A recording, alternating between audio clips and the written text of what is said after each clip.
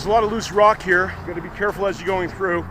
We're going to go to the very top of this ridge and follow the spine until we come up to some of the most interesting and frankly spectacular ruins I've seen in the Denver Boulder area. And here's the old stagecoach road, which went from Colorado Springs all the way up into parts of Wyoming.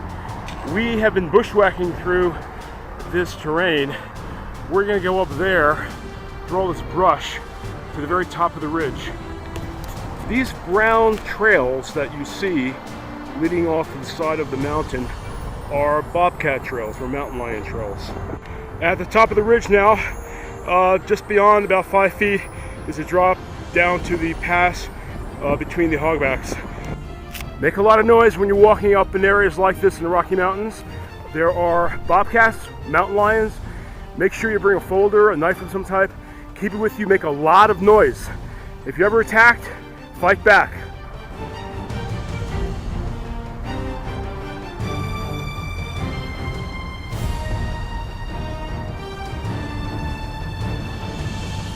All right, we're coming up to the site, the very spine of this Hogback Ridge. Here we go. And what we see here are a series of stones, of blocks, dry masonry, piled on top of each other. No particular rhyme or reason as to why they're up here, but it's really quite a remarkable place. Following along how long it took to get up here, about half hour actually, one kind of wonders what in the world was this? What was this site? Now, just get some visual imagery first on what's happening. Again, stone on stone, no mortar.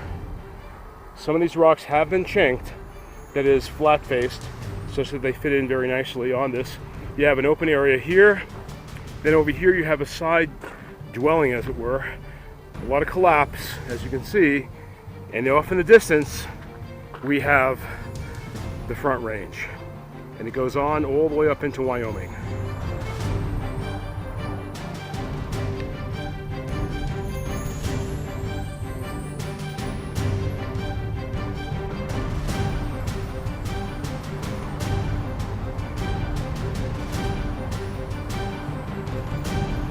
I've been looking at mysterious ruins for decades. First on the East Coast, then Midwest, Rocky Mountain West, Pacific Northwest, now the Caribbean.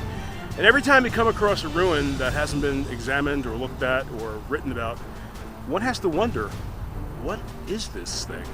What was it used for? This is a spectacular place to be.